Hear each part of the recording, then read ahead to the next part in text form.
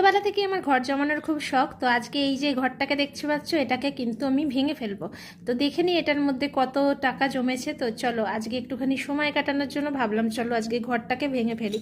তো না না না না না, এটা ভাঙতে হবে না।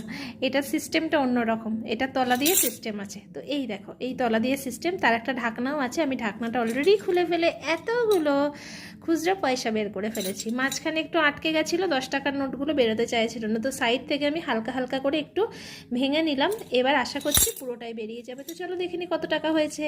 এই যে সব টাকাগুলোকে আমি বের করে নিয়েছি। এরপর আমি 10 টাকার কয়েনগুলোকে আলাদা করব, 5 টাকার কয়েনগুলোকে আলাদা করব।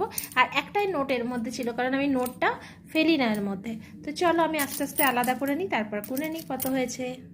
গুনে নিই আমি এখানে সব 100 টাকা করে করে আমি জমিয়ে রেখেছি। এর মধ্যে 100, 200, 300, 400, 500, মানে এটাকে নিয়ে